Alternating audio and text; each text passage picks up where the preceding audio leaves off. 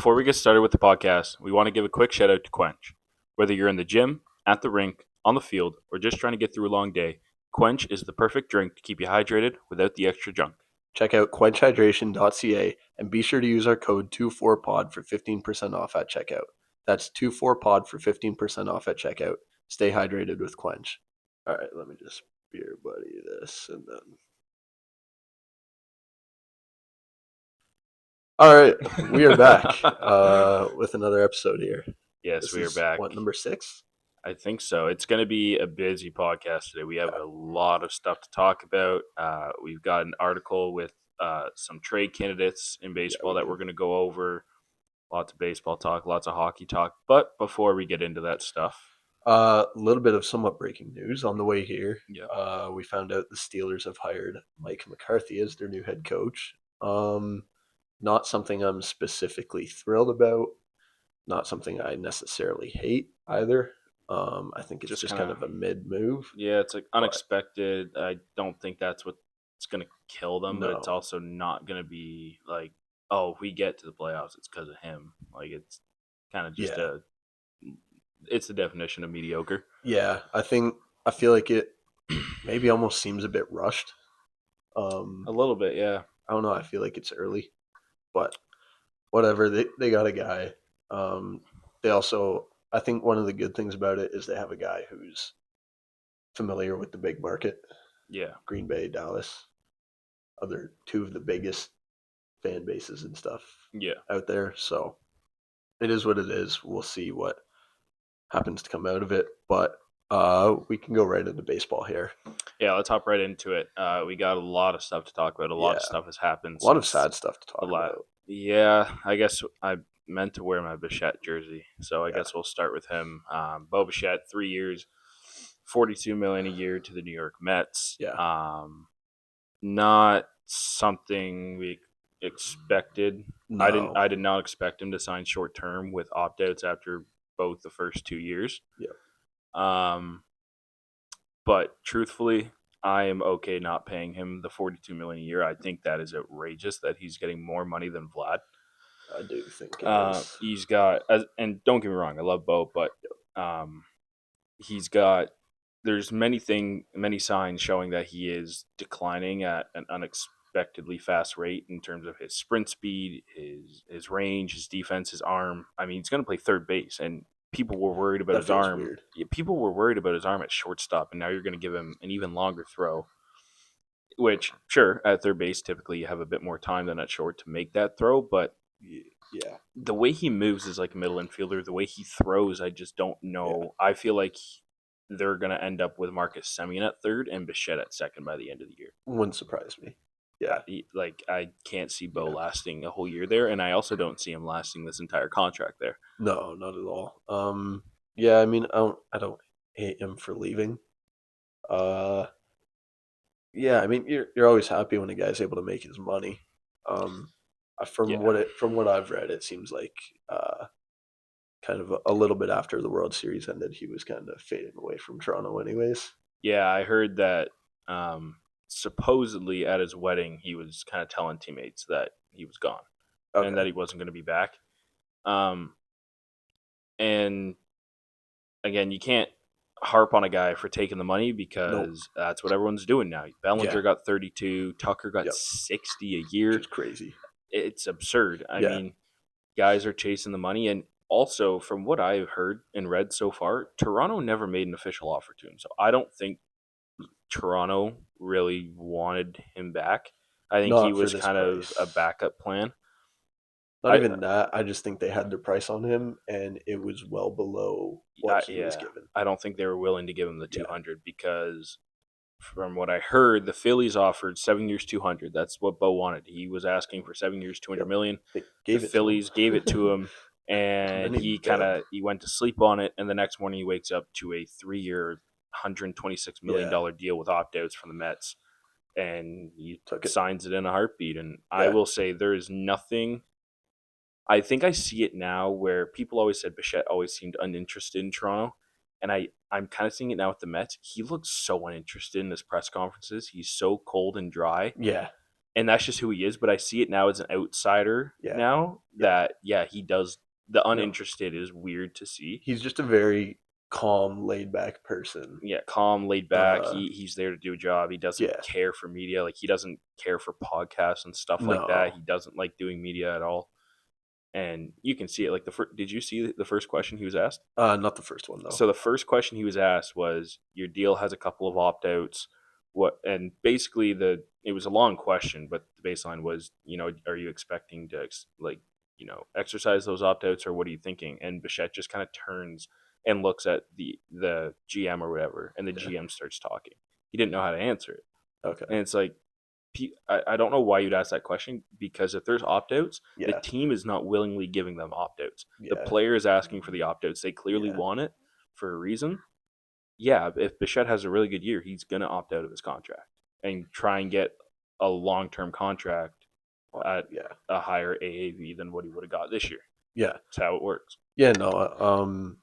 I mean, we've known this for a while, but specifically, I guess in baseball, because it's what we pay the most attention to. It's very much become more of a business where guys care more about money than winning necessarily, Unfortunately, yeah. and it kind of does suck. Um, I don't know. I feel like there's going to be a day where we see not necessarily a budget super team, but eventually where you see a group of very good players come together and we're like, if we take a bit less money, we can win a championship. Yeah, and I'm not really one sided on the whole salary cap talk and whether there should be one Yeah. or shouldn't, but I think there has to be some way to stop guys from, okay, I've been offered 50 by the Mets, and you're talking to the Dodgers. If you offer me more than that, I'll sign with you. And the Dodgers are obviously going to do that. If you look in the NHL, there's much more loyalty to a team because there's only so much teams can pay you because they Yep. only have so much money available to use and also available in terms of cap space. Like the Yeah. Leafs, if they have 14 million in cap space, they literally cannot give Austin Matthews Yeah. 15 million a year. So they'll say, "Hey, we'll use up all the cap space we have to give you 14 because, we want to commit to you." Yeah. And as a player, you take that and you go, "Okay, yeah, it's a million less than what I want, but clearly they're willing to commit to me." Exactly. Whereas in baseball, it is literally an auction. Free Yeah. agency is No, an it really auction, and is. it's who can be the highest bidder. Yep. And I did hear a kind of a reference. I don't know. I'm looking for a different word, but it was Trevor Plouffe said it on Talking Baseball, and it was a good point because some people are harping on Tucker for taking a lot of money, Yeah. and Plouffe goes, think about it in real life terms. If you work for a company and you're making, say, $30 an hour, and Yeah. a better company offers you $50 an hour, are you really going to turn that down? No, No. No, you're not not. not at all. No. You're going to go to the better company, the Dodgers, who are also giving you more money. To do the same job. Exactly, to do the exact same job. It literally just, Yeah. when you put it into that Yeah. perspective, it makes you think, yeah, how can you really be mad at the guy? Yeah. Like you're getting paid more to be on a better organization. Yeah. The big difference, I think, and that point, yeah, is fully correct. I think the big difference though is that um these guys, you're playing to win something. Yeah. You're doing your job to win something, to achieve what is supposed to be the ultimate goal of Hmm. winning a World Series, and you're doing it with people that really by the end of the season you consider family, Yeah. almost, in that sense, where those are two things that are very different from a standard workplace. Yeah. But yeah, I think I am sort of at this point just kind of in favor of a salary cap, just because it then Yeah. makes players and GMs, it holds them to a standard of having to put together a good team with a limited amount of money. And yeah, and it gets more exciting. Like you can't, It does. other teams are gonna get better. I mean, you look at the Athletics right now; they have a really good roster, but I Yeah. guarantee you, if there's no salary cap in the next 5 years, that roster is going to be depleted because those Yeah. guys are going to get big Yeah. money, and the A's are Yeah. not going to be able to afford it. And it kind of if you look in the NHL, it's much more balanced. You look Yeah. at baseball, and you have a couple top dogs every year, and then a lot of guys at the Yeah. bottom that have absolutely no chance Yeah. by the All-Star game. Or And before that. even before that, Yeah. yeah. And if you bring in the salary cap, it's gonna obviously the first couple of years you're not gonna see a big difference, but over time you're gonna see how the bottom teams in the league are going to Yeah. be able to keep up more because Yeah. all the good players are spread out. It helps bring in more money for multiple different teams. I mean, Yeah. the Dodgers have what, 8 guys that you could quote as faces of a franchise. If you put Yeah. them on No, for sure. if you put them on 8 different teams, Yeah. those 8 separate organizations are going Yeah. to have increased jersey sales, ticket sales, Yeah. whatever, Yeah. and that all comes back to the league as well and being good for the league. No one just like, I don't care to sit down and just watch the Dodgers because they Yeah. have these all stars. Yeah. People actually are starting to like, people hate the Dodgers Yeah. because they're so good.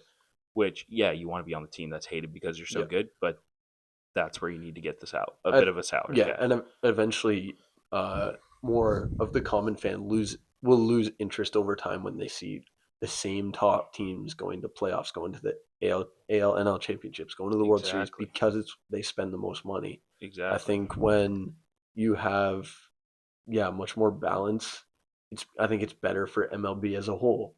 You would rather see 20, 20, 25 teams be able to fill 90% of their stadium throughout the season because it's balanced, it's competitive, then Exactly. you see half the league get next to no attendance by the time August hits almost. Exactly. And I think last year was a good example that it is like, you can be a good team Yeah. with not having the highest payroll. Like, look at the Marlins; they had Yeah. actually had a really good year last year, and With they're not next to high no on, payroll. and they're Yeah. they don't have a lot of big names. Like, Yeah. even like, and obviously, like, we're Jays fans, and the Jays are Yeah. some of the highest spenders as Yeah. well. So obviously, it would impact them. But the Jays, if you actually look at it, like, some of their biggest contributors weren't even their highest paid We're not guys. high Like, paid players. like Ernie and Yeah. Barger and even Kirk is Those not guys are, getting paid that Kirk's much. not getting paid a whole lot. He's on actually a very team friendly deal. Exactly. So, Like, our highest guys, we got, yeah. we got Gosman, got Cease now, Vladdy, Springer, and Santander, right? Those are like our 5 biggest contracts. And we're like fourth in the Yeah. league ish in Yeah. payroll. Like, we're still really high. And Yeah. it also just goes to show how little other teams are spending. Like, we were, like, it's exciting watching the Pirates sign Ryan O'Hearn because they don't sign anyone. Like, that's a Exactly. problem Yeah. that can easily be fixed. I don't think the salary cap will come in simply because of the MLB Players Association. They're not Yeah. going to want that because they No. want the most for their players. Yeah. But I think it would be really Yeah. good. Another thing with the Pirates too is like I feel like a lot of the common fan wants to see Skeens be able to stay in Pittsburgh, And he but won't. I feel like the odds of it are just super low And if they do keep him, then there's going to be no team built around him. because then they will be spending just their budget essentially. Exactly. So I think, yeah, sure, players will get paid a little less, but a 5 starter in the MLB, Yeah. their average salary is like 10 to 15 a year. Yeah. What does the highest NHL player make? Isn't it around 10 to 15 Yeah. million a year for Yeah. Kirill Kaprizov that kicks in next year, I think. Yeah. That's the highest paid NHL player, and he's getting paid as much as like a 5 starter in Major Yeah. League Baseball. Which is It's compared absurd. to what, like a third line, fourth line forward? A 5th starter in baseball would be compared to a third, like a depth forward, a third, fourth line Yeah. forward, or like a Yeah. third pairing defenseman. Yeah. Right? Like, yeah, you need them to be steady, but they Yeah. don't need to be all stars. No, Right? they're So not gonna be really. But exactly. yeah, I don't know. I think it could continue to get more messy because especially when you go on these World Series runs, you then generate so much revenue. Yeah. I mean, I think it's not a surprise that like the Dodgers have already made Otani's contract back in revenue. And that's also something that I think is going to hurt the argument of getting a salary cap, is because they're showing that if you spend this money Yeah. on these players, It just benefits you. it's just going to benefit you, and Yeah. you're going to get your money back. So there are, unfortunately, a lot of things that actually back up There is still the pros high and spending. cons for sure. 100%. But then it's tough to blame teams like the A's, Rays, stuff like them for not spending because it's like we can't compete. So why bother wasting Exactly. our money on this? Exactly. So yeah, I don't know. I think baseball's in a really weird spot, It is. at least on the contract side of things. Yeah. We'll get into Tucker. Yeah. 4 years, $240 million. Way too much money. There's an opt out after the second and third year, $64 million signing bonus, and $30 million is deferred. Way too much money. I am perfectly okay not paying him that much Yep, money. I'm That good on is that an too. absurd amount of money for Kyle Tucker, for Yeah. a guy that reports have said doesn't care about baseball. In hitting meetings. He's just on his phone. He's not paying attention. I've heard about Doesn't that. care. So I am 100% okay not signing him. Yep. Yeah, he's good.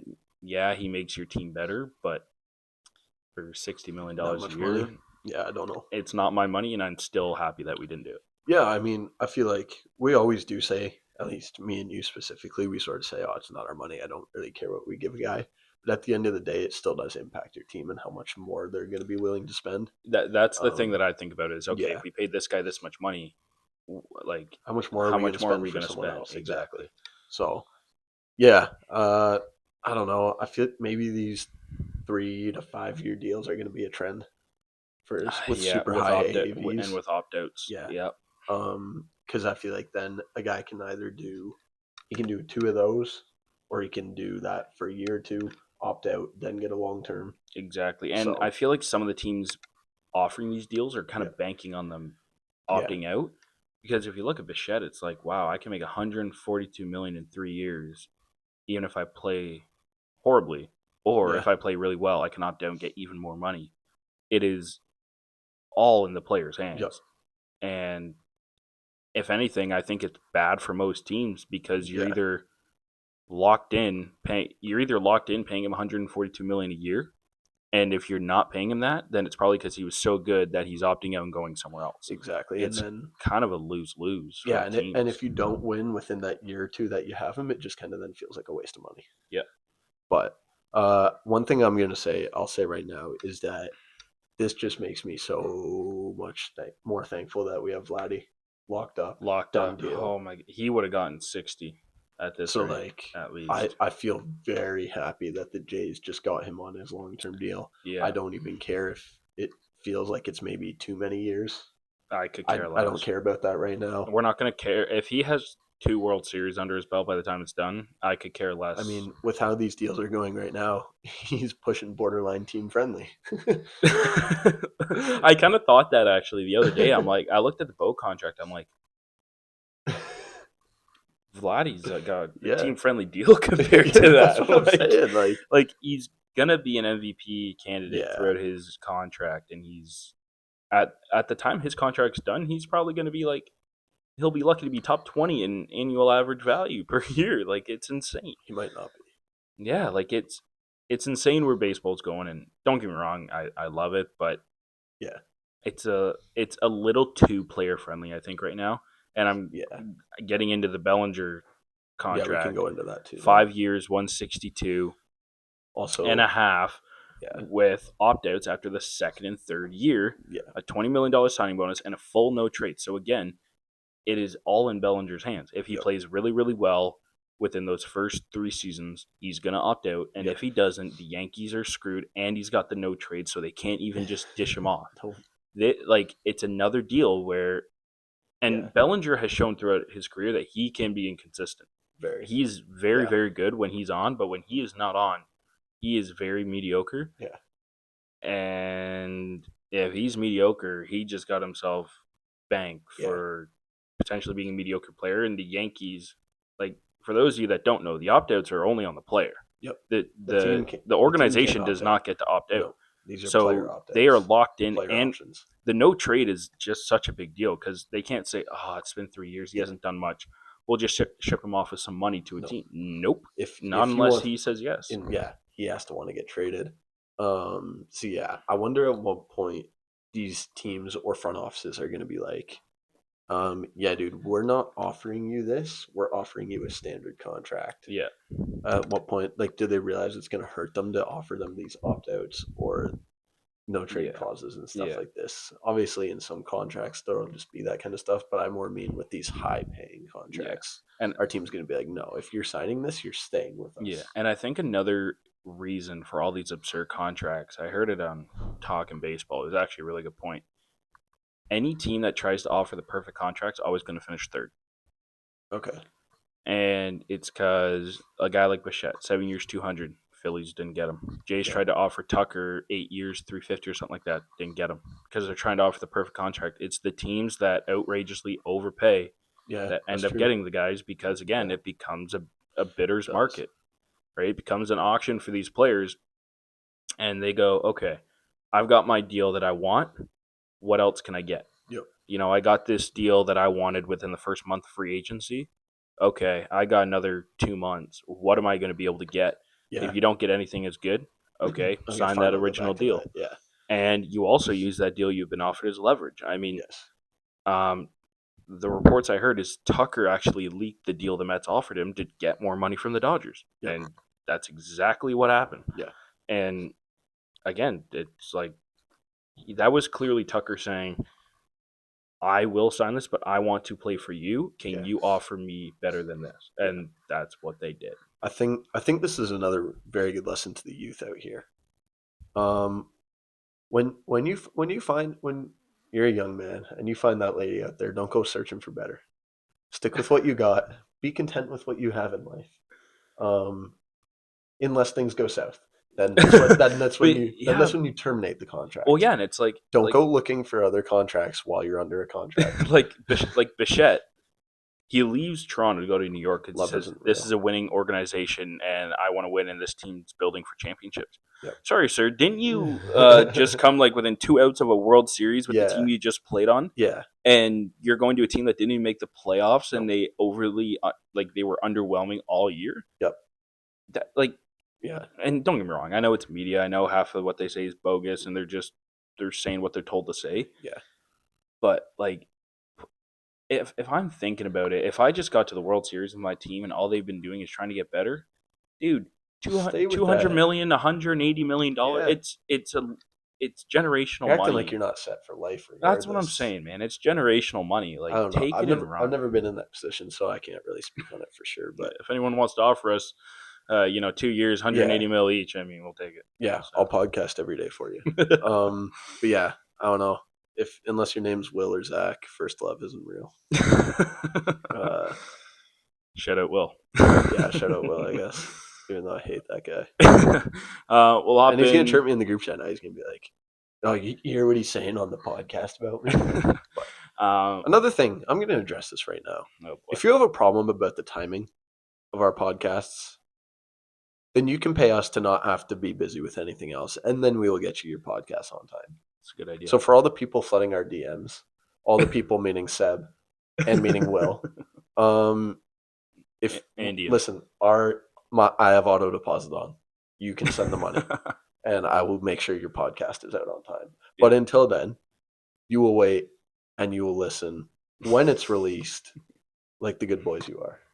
Anyways, we'll hop into a big trade that happened, and again with the Mets. Freddie Peralta, and they got Tobias Myers, who is a serviceable long guy in the pen or a 5-starter, for Brandon Sproat and Jet Williams, 2 top 100 prospects. They're both very good. Milwaukee got a decent return. Yeah, we all knew the value for Peralta was going to be lowered because Milwaukee wanted to get rid of them. Yeah. And they still got a decent haul. I mean, Sproat is a projectable top-of-the-line starting pitcher. Williams is probably going to be an all-star shortstop, and he can also play the outfield. And the Mets, it worked out for them. They are clearly in win-now mode with the moves they're making, and this was a huge move for their rotation. Yeah. Kind of, I guess, back to the trade and stuff, but I'm glad that since they did go big on Bichette, that they are willing to build around him and try to make sure they can win within these few years. I think that's a good move for New York. Mm-hmm. I don't know. I feel like there's just kind of the stigma around the Mets that, like, regardless of how much they load up, they're just not going to be that great, or at least not win a World Series. I still don't think they're going to be able to beat out the Dodgers in the NL. I don't really think anyone is. No, I think it would take. It could be the Mets or it could be the Phillies. I think on one of those sort of miracle runs. Yeah. Or I don't know. Maybe this is a really bad take, but I think if the Padres got them early in the NLDS and were just able to squeak out 3 games as a divisional rival, I think they could possibly do it. But other than that, I don't really like the odds for taking the Dodgers out. We've seen the Dodgers are beatable. I mean, Toronto had them. The Jays and the power of friendship had them for the Jays had them literally 2 outs away, and then El Rojas. Yeah. If we look at Freddie Peralta, 17-6 last year, led the NL in wins, 2.70 ERA, WHIP just over 1. He It's good finished stuff. 5th in Cy Young. He was an all-star, 204 strikeouts Nice. Yeah, he's a in great arm. 176 innings. He made all 33 starts. I'll go back to it again. They got a really good price for a really good guy. Now, he does only have, I believe, this year team control. That's probably why Okay. they didn't have to give up even more. But a great trade for the Mets. And what did they do? They followed it up by getting Luis Robert Yeah. Jr. from the White Sox for Luis Angel Acuna, who I think is actually going to be He great could be in good. Chicago. He's Acuna's brother, is he not? Yeah, he is. He's actually really good. And so they also get Truman Pauly as well. So, Robert, he has been that all-star borderline MVP candidate at one time in his career. Yep. So it's a matter of the Mets battling to get that back from him. Yeah. And then also, I love this deal for the White Sox. They've already gotten Murakami. They just signed Sir Anthony Dominguez. And now they brought in Luis Angel Acuna, who I wouldn't be surprised if he's starting at second base for them.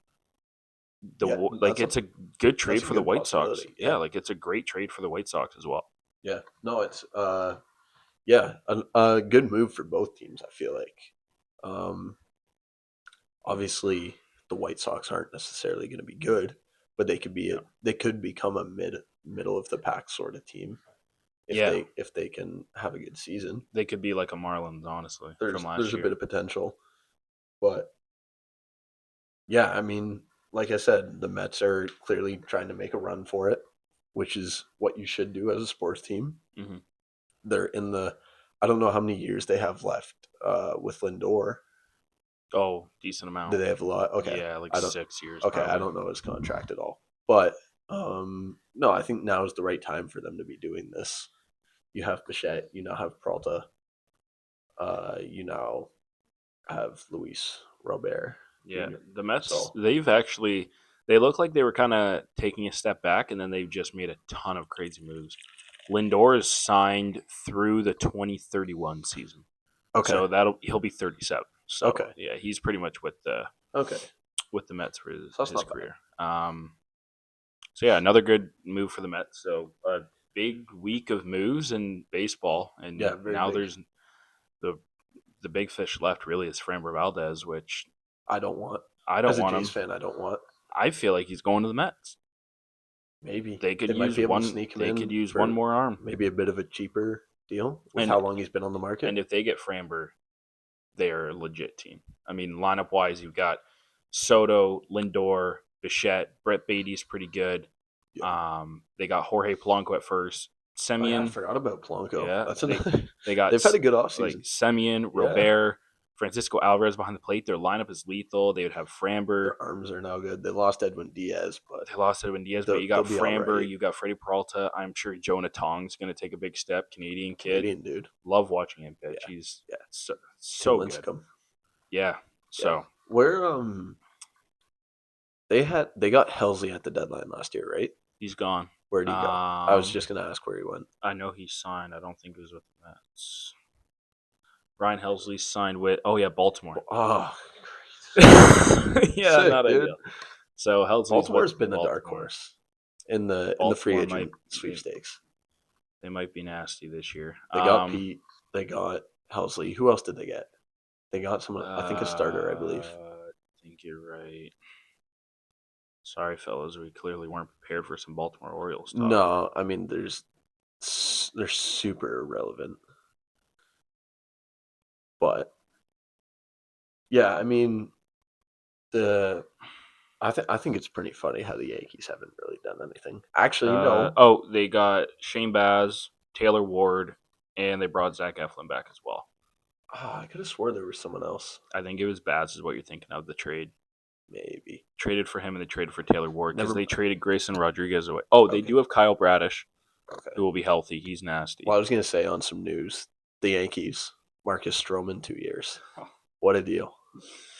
Oh, I love Stroman. We were playing hockey man. when I told you that, and we got a good laugh out of that. But I love Stroman. He was my favorite Blue Jay when he was there, but he's just done. He doesn't Yeah, have he just much doesn't have left. it. He was No. never an overpowering guy. Now that he's getting older, he's still No. slowing down. Just go do your fashion brand, bro. It's pretty much. Yeah. But for the Jays, do you think anything else is going to come out of them? I don't really See, think they need to. that's the thing is when I put this in the schedule for the pod, Bellinger wasn't signed yet, and I was hoping maybe they would pivot to Bellinger. Clearly, can't do that now. I think at this point, if the Jays get anyone else, it's maybe one more bullpen arm, and Yeah. it's not like a huge name. It's just like a little Just a depth bullpen depth piece. guy. Yeah. And that's pretty much it. They don't really need anything else offensively. You've replaced Bichette. Yeah, Okamoto is a slight step back from And Bo, he's arguably. unproven in the MLB, But which is yeah, always a risk. he's unproven. But also, you've accommodated for that step back offensively with better pitching, right? You Yeah. brought in Ponce, you brought Bieber back, you brought in Cease, you get a whole year of Savage. And I argued with my dad and brother that the Jays rotation arguably is a top 5 rotation in baseball of Gosman, Cease, Savage, Bieber, and Cody Ponce. And you also got Barrios and I believe Lauer's back. Is he on that list? He is. Yeah, so, and Lauer back. So Lauer, they've got might start in the pen. He might, but more so what I'm getting at is they have the depth where if they have to deal with some injuries, they've got the guys there to step in. So I don't think they need to do anything else. I think they're good because I think they covered any of their problems. Mhm. So I think they did what they need to do to put themselves in a spot to contend again. 100%. I think they did more than that, to be honest. Mhm. Yeah. Like you said, I think that they have a very good rotation. Yeah. And they're naturally Toronto's driver the last probably 4 years has been run prevention. Yes. So not only do they have, a great defense coming back, they have even better pitching to pitch in front of that defense. Yes. What are you looking at there? Oh, I'm looking because another name that got brought up when I was with Avery the other day was Bowden Francis. Yeah. And I don't know what's going to happen with him. Bowden's tough because he had that stretch in the second half of 24 where no one could touch him, and then it was like he couldn't get an out last year. 2-8 with a 6 ERA, and he was like pitching half the year. Yeah, so I think he starts in AAA. I was going to just say I think he starts in AAA almost regardless of how spring training goes. Yeah, the only chance he's on the roster is if at some point they have a Barrios trade and then him and Lauer are the long men in the bullpen. That's the only chance I see Bowden on the opening. I still very much could see Barrios getting moved. Mhm. I don't because he's not. I don't think he's going to be a starter. Not a chance. And I think he wants to Not start. a chance. Yeah. Yeah, I think, which is understandable. But 100%. Yeah, I think when you have the rotation, you have Gosman number 1. You have Cease number 2, Bieber number 3, Savage 4, Ponce number 5. I think that's and then very number good 6 rotation. would be Lauer. Number 6 would be Lauer. I would say as of right now, 6 would be Barrios. In this current day, I think Barrios wasn't that bad. I say Barrios is 6. I agree with you in the sense that they're paying him so much money, they're going to give him that chance to be 6. But realistically, if we're talking about who's better, Lauer is 6. Lauer was fantastic last season. He was. I think Bauer's a little, or not. I think Barrios was a little overhated on. I do agree with that. He really was not that bad. His ERA was the slightest bit over 4, I think, if anything. So if we go through what should we go through an opening day lineup here to see what we think? Yeah, let's go by position. Don't worry about the lineup order. So Kirk's obviously catching. Kirk is catching. Vladdy's at first. Vladdy's obviously Jimenez at first. Is at short, is he not? Jimenez at short. I'd say Ernie's at second. Okamoto at third. Okamoto at third. Barger in right. Luke Santander in left. And Varsho in center. Okay. Lucas is unfortunately probably on the bench, and Springer's DHing. And then I was actually thinking about this in my head.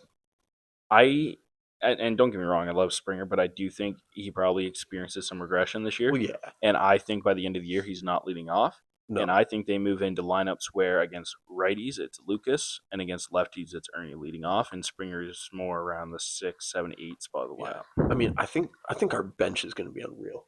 On our bench, we're going to have Straw, Schneider, Luke's, Loperfido, Yeah, one of like some combination of these guys. and probably Heineman or Heineman, Valenzuela.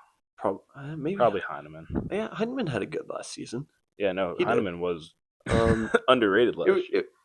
Whether it was fluky or not, I don't know.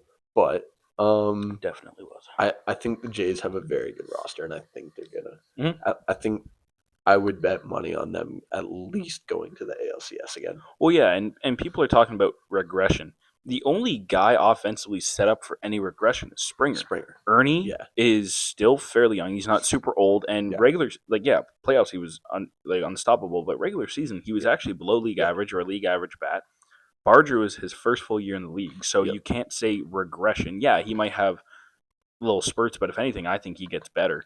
Yeah, You get a healthy Santander. Barger can be a little bit streaky. Oh, he's 100% streaky, but he overall, I think he's going to be good. He's going to be good. I think Santander. I don't care what anyone says. I think Santander is going to have 35 home runs. He very much could. Loperfido was fantastic when he played. Just regardless of what anyone says, this Blue Jays team is going to be just as good as last year's. Yeah. At worst. Yeah, I was going to say at worst. How many wins do you think they get?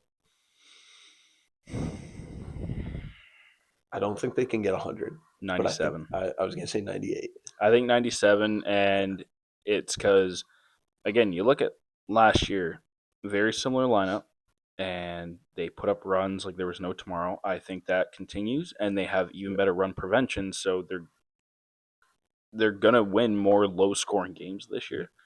I think I have a hot take. Well, maybe a hot take. I don't think Jeff Hoffman's our closer all year. Who do you think is then? Louis Varland. Okay, yeah. No, I think that's a good shout. I think Varland, or even little dark horse, Braden Fisher. I think that Hoffman has already sort of accepted that he may not be the closer. Yeah. I think he's very happy on this team, and I think he knows that if he's not the closer, he's still a late game guy. Yeah.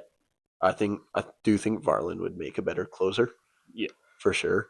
But yeah, I mean, I'm gonna say the Jays finished with 98 wins, and I think that they're 2 away because Trey Savage is gonna have just 2 blow up starts that kill him. Yeah, probably. Which is expected. He's going into his technically rookie season.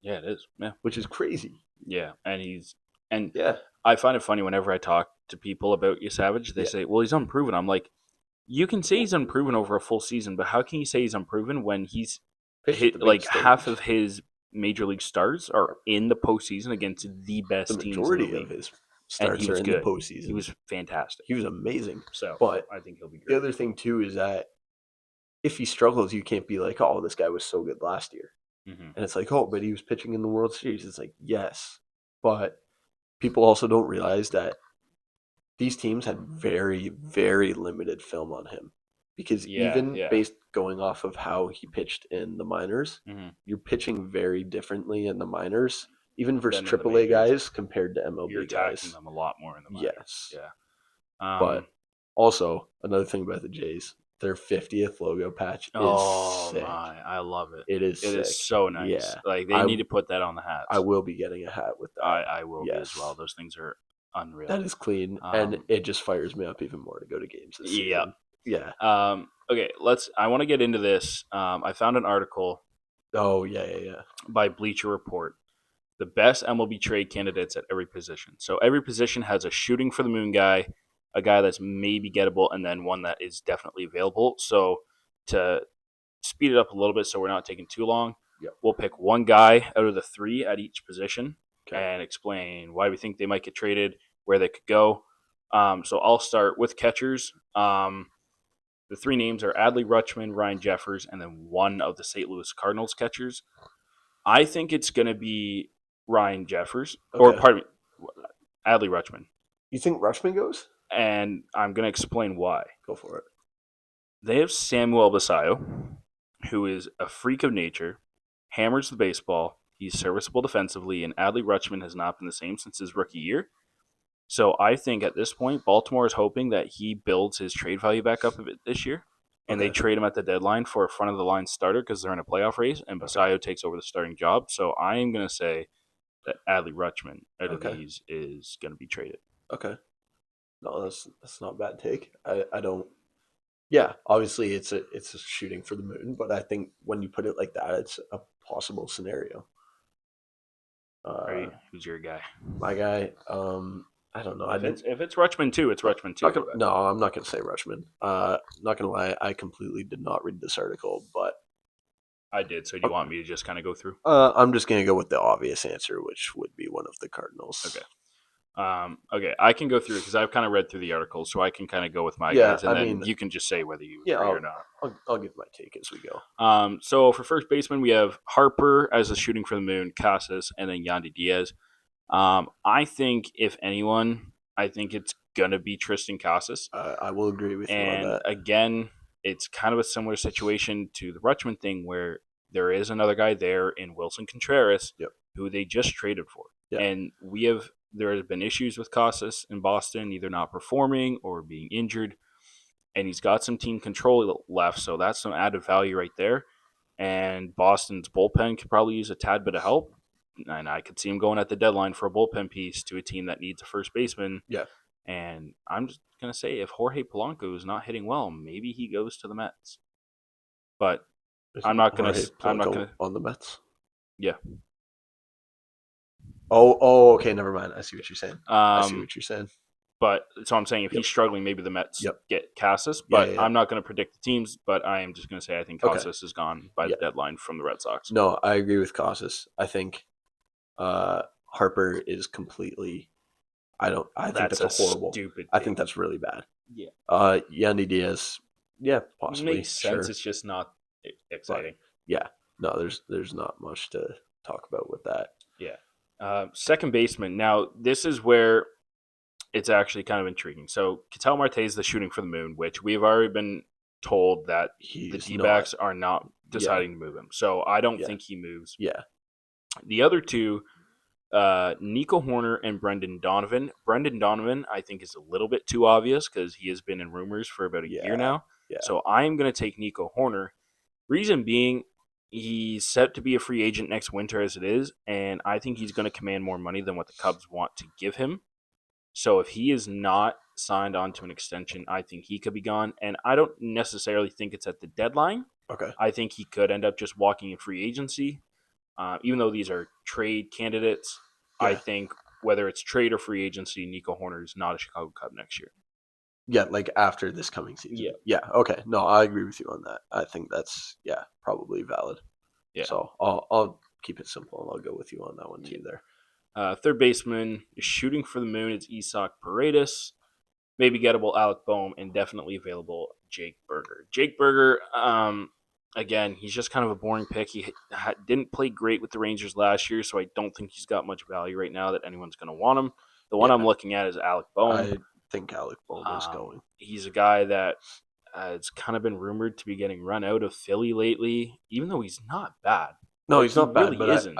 I have seen those rumors that he may be going out of Philly. Yeah, and Philadelphia does not love him for whatever reason. He's only making $10.2 million. He's a very effective bat at the plate. He puts bat to ball. He drives and runs, hits for a decent average. So he's set to be a free agent next winter. And if the same issues keep up with Alec Boehm, I wouldn't be surprised if Philly, we know that Philly's running out of their playoff window. They're getting close to the end. Yeah. Boehm is 29, and he's coming to the end of his contract to be a free agent.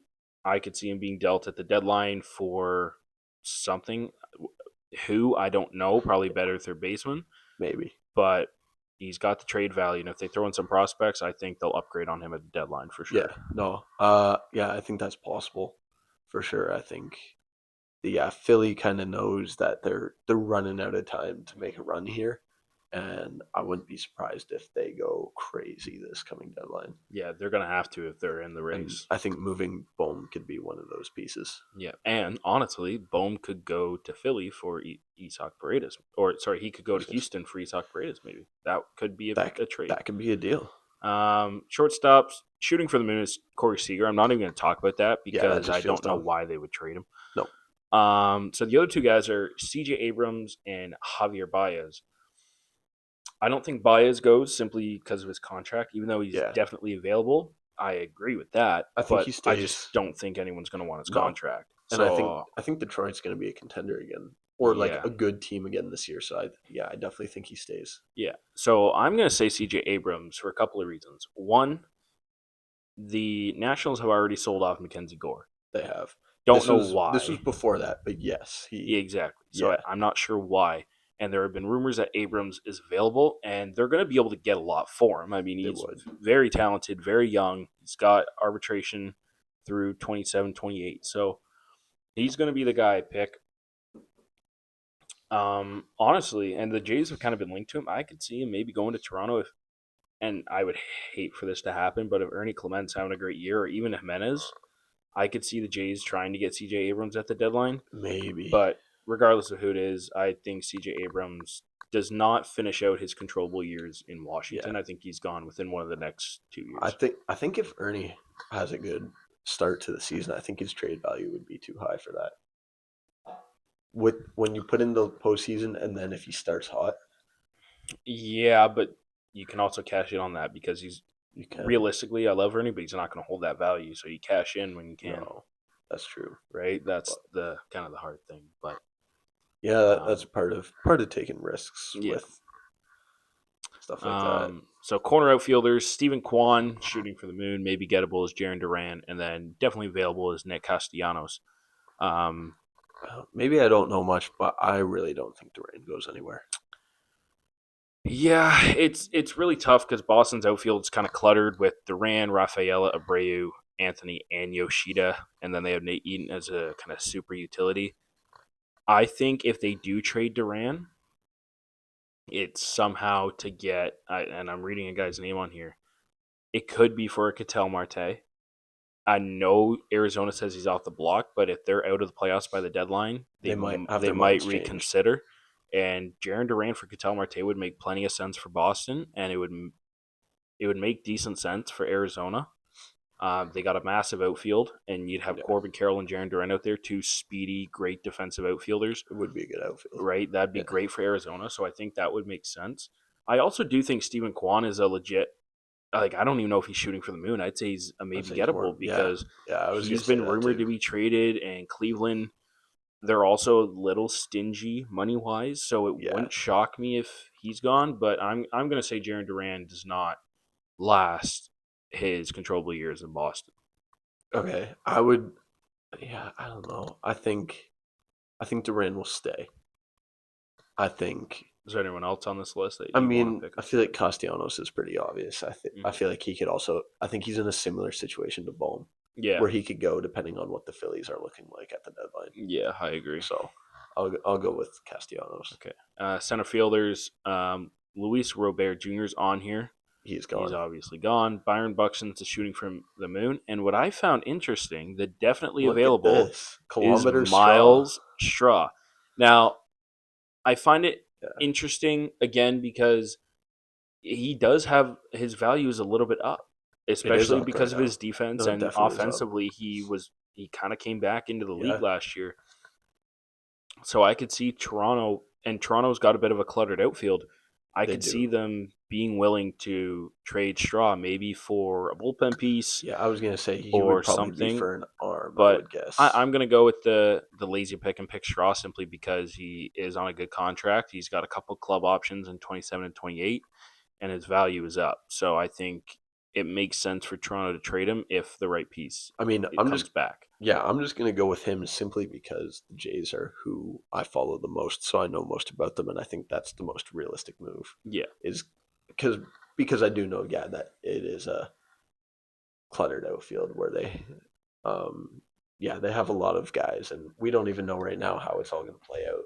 So I think exactly. at least getting rid of one of them, especially because Straw would be considered more of a defensive guy, and I Hmm. think you already have that in Varsho too. Exactly. So Yeah. I And don't then you're think you not need going to, two defensive specialists. no, you don't. Especially when you have Even Lucas as yeah, well, who's very good yeah, defensively. and even like Loperfido is solid defensively. Yeah, So exactly. I Straw's think Straw might unfortunately get the odd moved. man out. So we got left-handed pitcher, right-handed pitcher, and then bullpen guys left. So for left-handed pitchers, Mackenzie Gore is the maybe gettable. He's gone. He is gone. Sean Manaea is the definitely available. I don't think any team's going to want to take his contract. Nope. So the shooting for the moon, I will go with Skubal. I'm going to as well because clearly his relationship with the Tigers Yep. is pretty much non-existent. The Tigers, for some reason, are refusing to pay the best, arguably the best pitcher in baseball. Yeah. And go ahead. So I obviously think he's going to get traded, but I want to ask you, A, if he does get traded, where do you think he's traded to? And two, do you think he does get traded, or do you think he just goes to free agency next winter? Well, whether he goes to free agency or traded, I think will mainly depend on where the Tigers are sitting at the deadline. Okay, yeah. I think if they're in a spot where they're looking like they can compete, make a run again, I think he will stay. Mhm. I think if they're not necessarily feeling confident about where they are, I think he goes. I don't know. I feel like I kind of hate to say this, but it wouldn't surprise me if a team in the AL East took him and not the Jays. Who are you thinking? The Yankees? Baltimore wouldn't surprise me just because think because they'll of how pay they've him, been though? this year, though. But the only reason, and I'm going to say I think he ends up in with the Dodgers or Mets, is simply money. Simply money. But that again, that goes back to our salary cap talk. That it's unfortunate that in baseball, when there is a big free agent, there are 3 or 4 teams that are involved every time. It's the Dodgers, it's the Mets, it's the Yankees, and it's the Blue Jays. Yes. And I can't even be happy saying that as a Jays fan because the Jays never really get the guy. They never get him. But also, it's just you look at like the NHL, man, and you see these big touted free agents, and it's like a Connor McDavid. Where is he going to go? You don't rule out anyone because of money. You rule them out because, why would he go play for Utah? Yeah. Right? Whereas in baseball, it's, well, the Dodgers can afford Skubal, the Mets can afford him, the Jays and the Yankees can afford him. No other team's going to want to pay him. Exactly. And that's kind of unfortunate. So I think the Mets are running low on guys they can trade. So I think if he gets traded this year, I think he goes to the Dodgers because they have a deep farm system. Somehow they have the number one farm system in baseball. I will go Yankees. So I think. Okay, so I'm gonna say if he gets traded at the deadline, it's LA. Definitely not Toronto. No, and then if he signs as a free agent, he's signing in New York with the Mets or the Yankees. I'm just gonna say signing in New York. He's a big name that Toronto will definitely not be in on at all. No, we don't. Not at all. We don't have a package for him that we can really give. We're gonna have to trade. If we were to get Skubal in a trade, it would be Stanford, Tiedemann, Savage. And I don't really want that. No. I don't know. I don't know a whole lot about Stanford. We've been following BDR for so long. Mm-hmm. He's the most injury-prone dude of all time, and I think we're just kind of relying on that hope of, but if he stays healthy, which he very much could. He has so much potential. I mean, he's a sick lefty. Yeah. But I don't know. I'm okay with the Jays not being in on Skubal. Yeah, I definitely think he's out of Detroit, though. To be $13 million off in arbitration, I'm sorry, he's gone. Way too far off. Yeah. Yeah, he will not be in Detroit for the 2027 season, that's for sure. No. Right-handed pitchers, we have Hunter Green as the shooting for the moon, Tyler Glasnow for the gettable, and then definitely available is Kodai Senga. I am going to go with Kodai Senga. Okay. Reason being, I don't see the Dodgers having any reason to get rid of Glasnow. The only way I see them getting rid of him is if he's in a return in a trade for Skubal. That's a part of it.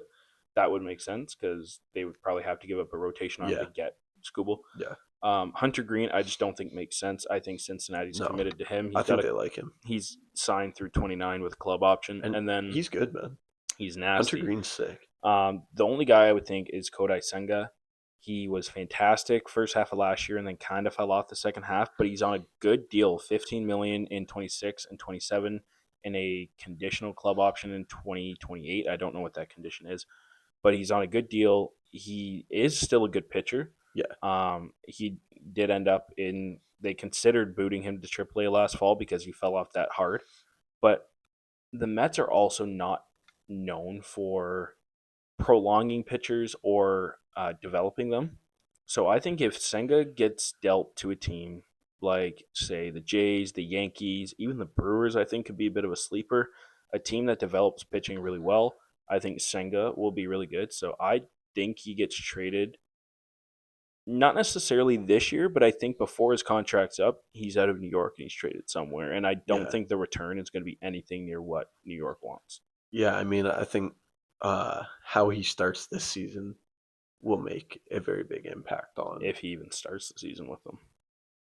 Yeah, if assuming he starts the season with the Mets, I think how he starts can be a big difference. Yeah. You also have other factors like Jonah Tong And and Spratt. no, actually, Versus, he's gone. It's Nolan McLean. He's the other oh, guy. okay, yeah, yeah, yeah. Um, But so I think there's a lot of factors in that for Senga, but I do think he's, yeah, definitely movable. yeah. And then the final one is relief pitchers. This one's kind of meh. I don't really. So we have Houston, Brian Abreu, who is pretty nasty. Colorado, Jimmy Herget. He's whatever. And then St. Louis, Jojo Romero. I'm going to go with the simple pick of Jojo Romero.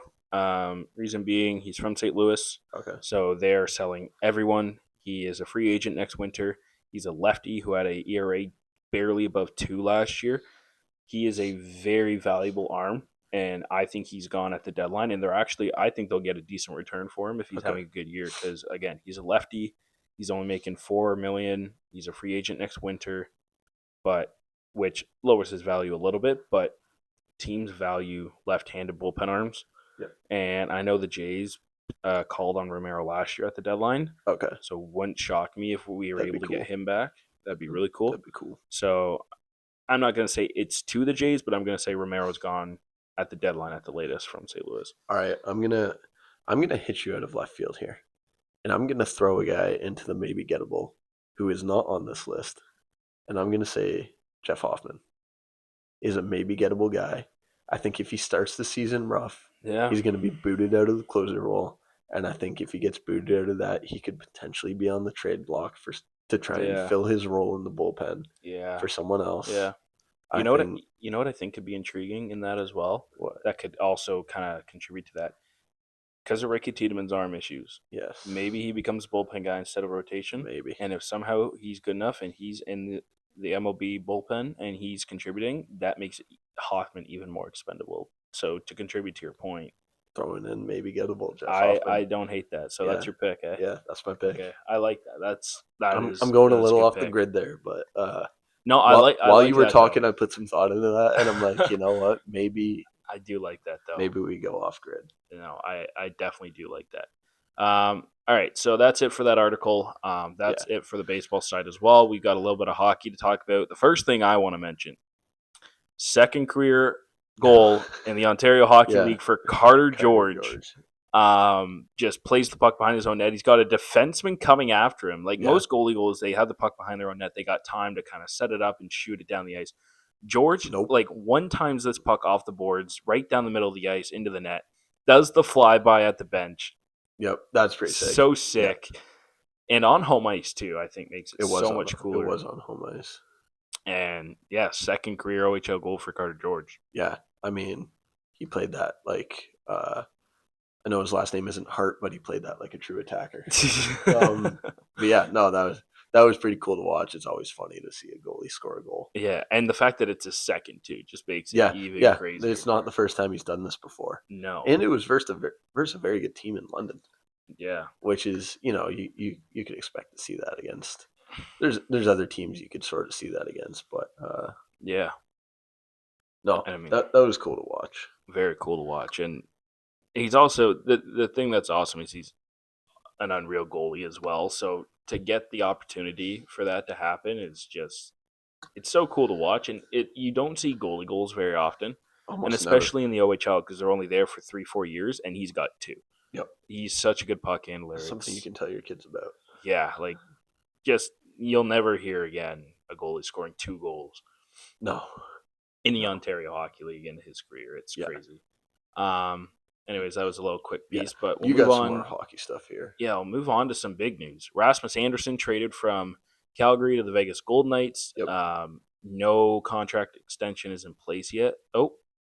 No contract extensions in place yet. So That could suck for Vegas if they don't get him back. They sent Zach Whitecloud, decent defenseman, back the other way with prospect Abram Weeb. Not sure who he is. A conditional first round pick in 2027 and a conditional second round pick in 2028.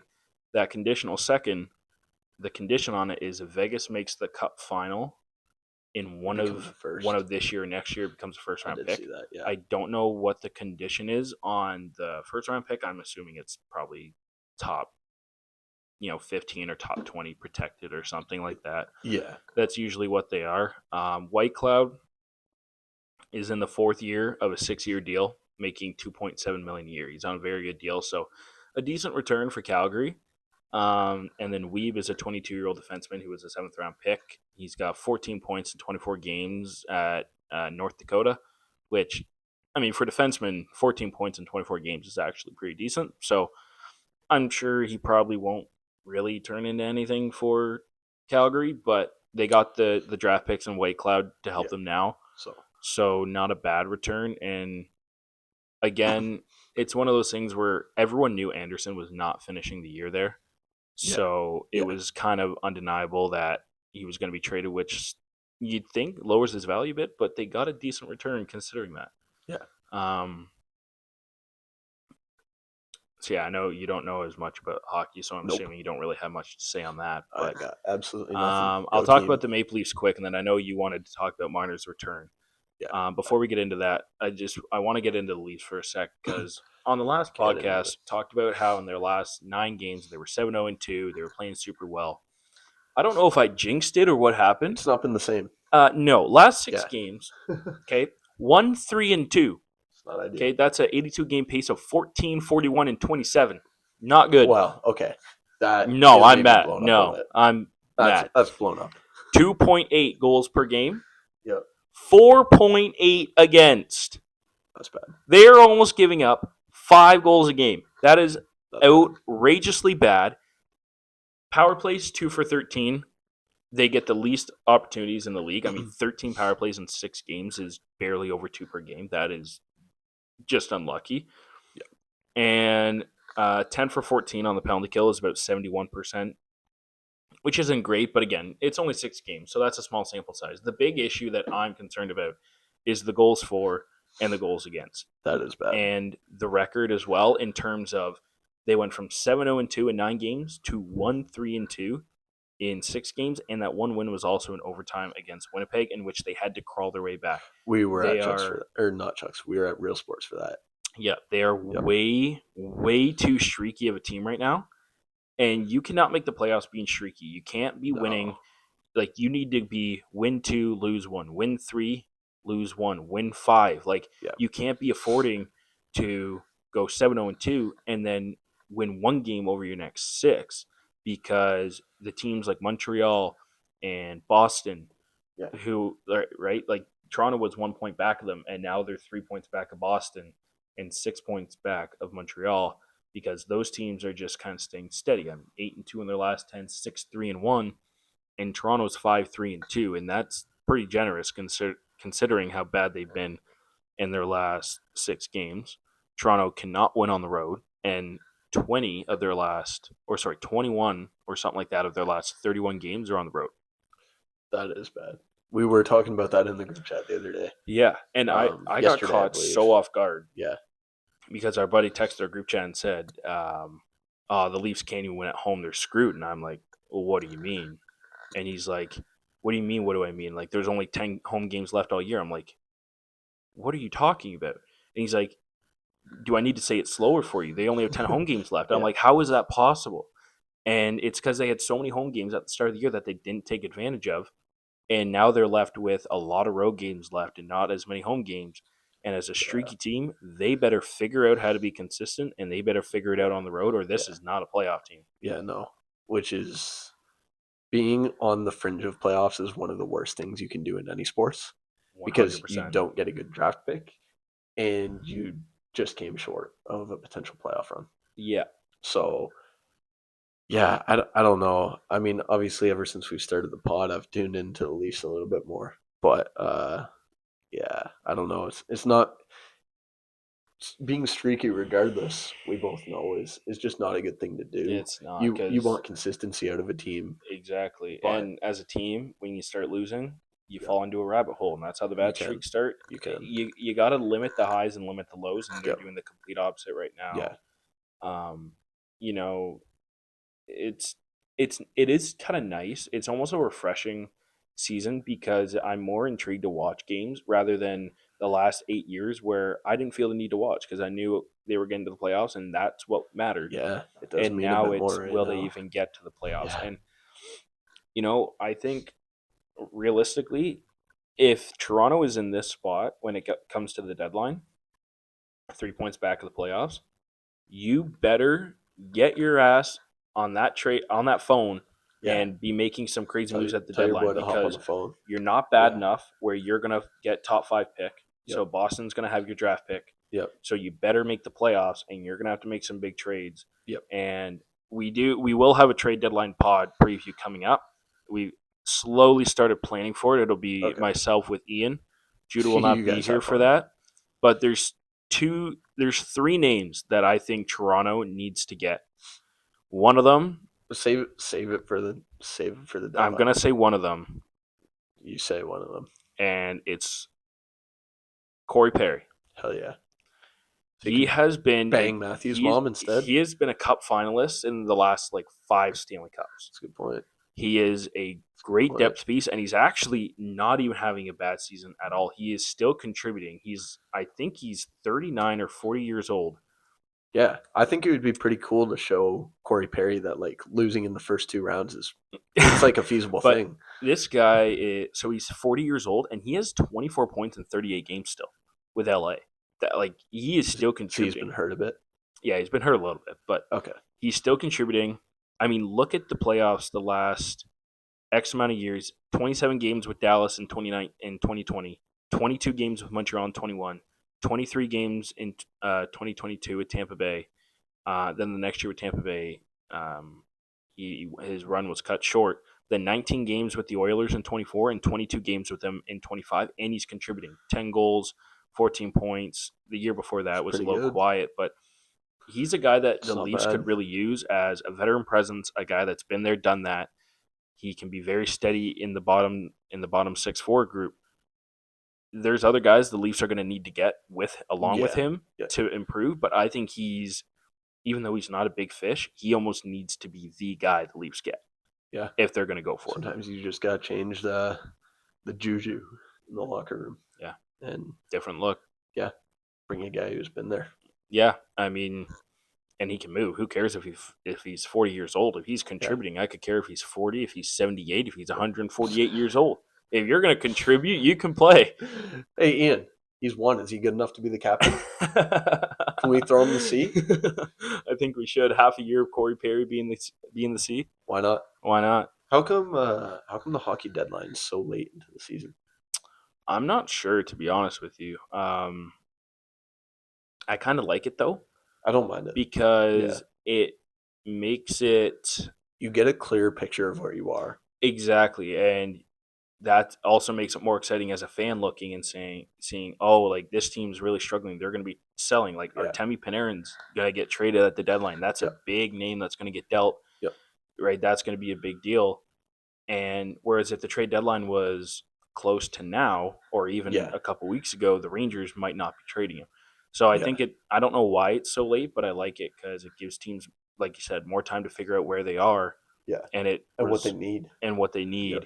And it results. It also gives you more time throughout the year to make trades as well, right? If you are off to a slow start and you got to pick it up and whatever, or even if it's in December, right? You still have time to make those trades, and then you have the big deadline.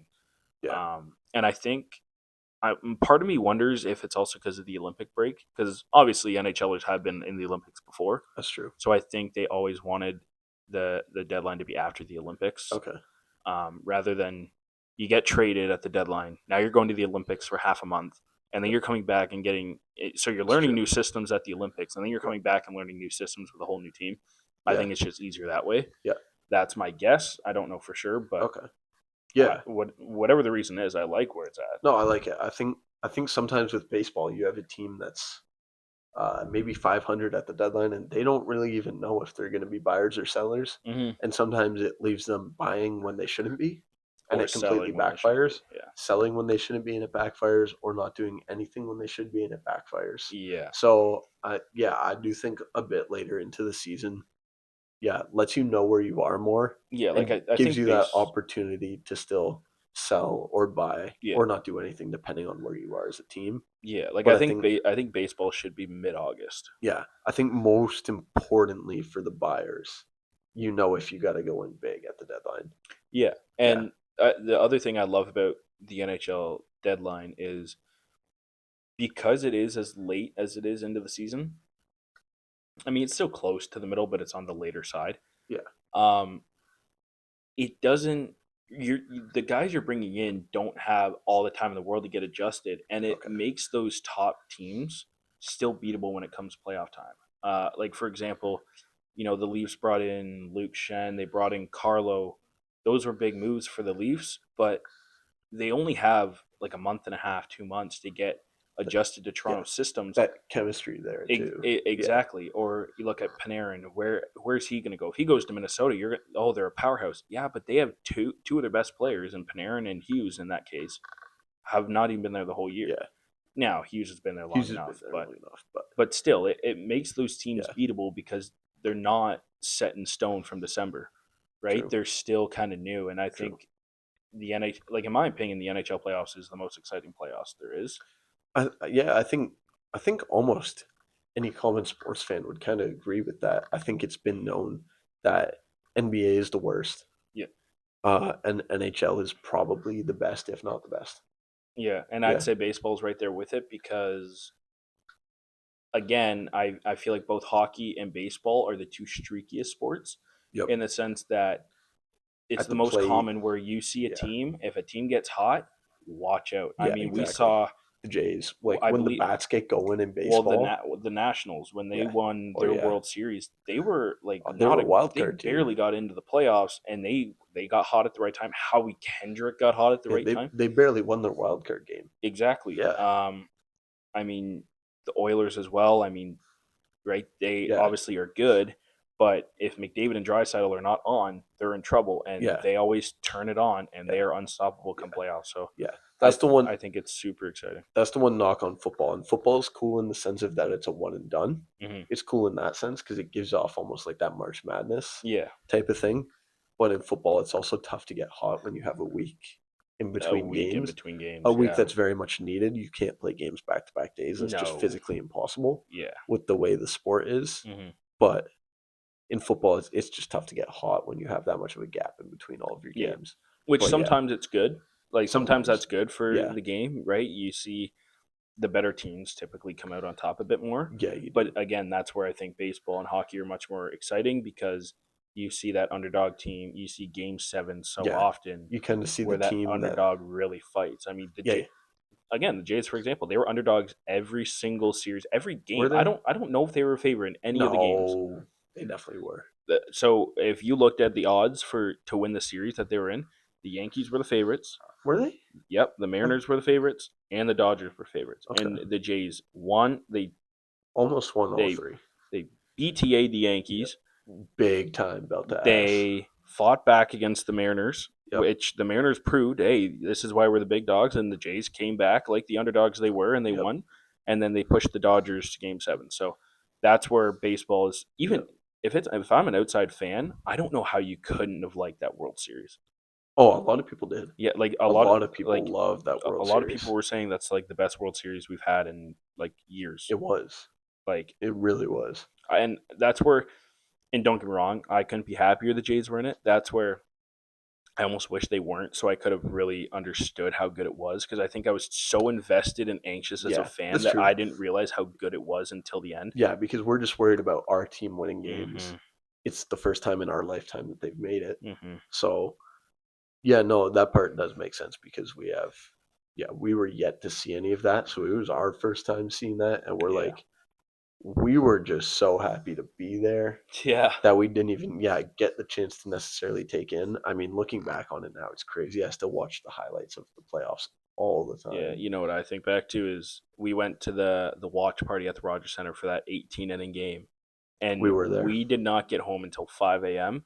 And I would do that Yeah. 100 times Yep. over again because Yep. being in the stadium when it was starting to get empty There's and you're just 200 other watching it, people. yeah, and you're just watching it on the jumbotron. That was such a Yep. cool That experience was that I will never forget. that was amazing. I mean, every game we did something Yeah, except like one or two, yeah, that and it was like, was I mean, even time me of and our you, life. we went somewhat last minute to that ALCS game 6. Hmm.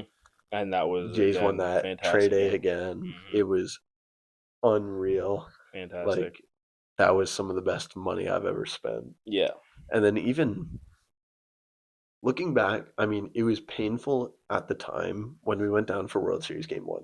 Finding a restaurant was impossible. Oh my But god. when you look back on that and you're like, It's it's kind awesome. of cool how It's difficult it was awesome. because every single person there wanted to watch the team and was invested in Exactly. And that. we were at the Yeah, keg for one game and it was that going was game 1. crazy. We were Yeah. at the And it keg. was going crazy. Like I said to them, I'm like, guys, we're watching a baseball game. Why are we going to the keg? And Yeah, like stuff's happening and people are cheering. I'm yeah. like, this is never something I would It have was expected. literally the only place we could get in. Yeah. Every single place was full. They were turning people away, And saying like, "You're not going to get yeah. in until after the game." And we got a discount thanks to his brother. Yeah, So shout out my brother for yeah, that. shout out his brother. But that was unreal. Like, Yeah. you would never expect to see that at a keg, No. and I know for sure you would if the Leafs were in the same scenario. Hmm. But that's just something we've also never experienced. Yeah. But that Um, stretch of time was one of the coolest things ever. 100%. Yeah, And then I guess we'll get back to Leafs here, and then we'll wrap it up. The last yeah, thing I want to say, the Marner return. yeah. Um, Kind of funny. I expected, Yeah. and I think I might have said it on the podcast. I might have said it off the podcast. I expected Marner to get a standing O during his video, Yeah, and then to get booed whenever he touched the puck, and that's what he did. exactly what happened. I think it's And funny, but I but think it's respectable. the one thing that kind of pissed me off, if you heard the video from in the arena, there was like 70% standing out, 30% booing during the tribute video. That's annoying. I'm sorry, you are just proving that you ran a hometown kid out of Toronto. That's a very good point. He is not the sole reason that we did not get further in the playoffs. No. Yeah, he was a part of it, but he is not the problem. And you as a fan base ran a kid out, and then you got mad when he left. Yeah, And I'm sorry, yeah, I have a Marner jersey because he is my favorite player, and I will stand by his side on the fact that I do not blame him for leaving, and I would have done the exact same thing. yeah. I think you got to be a big dickhead to boo a player in his tribute video. Exactly. think After if he- everything he did. If he left, if a player leaves in a way that's not going to get him a tribute video, he's not going to get it. Exactly. But if he gets a tribute video, you better applaud that. Yeah. And I think that was really bad. Yeah. But the rest of it I think was kind of funny in the sense that the boos were very loud. Oh, don't get me wrong. In a great way. I think the booing when great way. once the game started, booing him when he's touching the Yeah. puck, I think is awesome because you're not necessarily hating on him. You're just trying to make it hard for him to play when he Yeah. comes back. Yeah.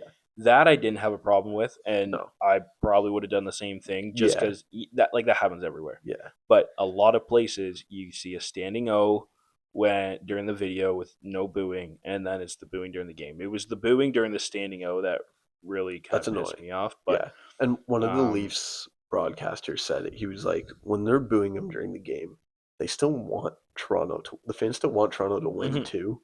So it's like, it's more understandable, Yeah. but I mean, the crowd got what they wanted. Vegas scored 6 Yeah. goals, and Marner didn't have a single point. yeah. So, Yeah. but No. Yeah, so- I think it was kind of funny. I think for the most part the fans kind of handled it the right way. yeah, Booing it the was guy just during that the standing game, O. Yeah, and it was just the you give him standing his O that was a tribute. bit wrong, Yeah. but Everyone at that game and regardless knew he was going to get a video. It's Yeah. very obvious. the guy did so much for the franchise. I mean, Yeah. he's a homegrown kid, and I think his reputation will now forever sort of be underappreciated, unfortunately, at least until he's done playing hockey. yeah, and I think once he retires, people will look back and be like, okay, this dude was a really good Leaf. he was fantastic. Yeah. And before he left, I was like, maybe he comes back for 2 years at the end of his career. He's not doing that anymore. Not a chance. Yeah, I don't think so. No chance. But He seems to be, even in the way he handles his press conferences now and stuff like that, he just seems to be completely moved on from that. and I can't And blame it's him. all right. Like, Yeah. um, Yeah, you're never really supposed to go back to your ex. No, Um, I think the one thing I that is awesome, the way Vegas kind of protected him. Um, yeah, they were. It's not they're babying him. Someone was dangling a Marner jersey when they walked out for warmups, and a guy that was like three people ahead of him ripped the jersey down and threw it on the ground. that's fair. Kind of a dickhead move, but at the same time, it's kind of protecting the guy. As soon Yeah, as he steps on ice for warmups, they're booing. You know, Eichel was having a great time. He was yeah, throwing it in the crowd's face because they know how good Marner is, and they know that they have him because those fans ran him out of that building, yep.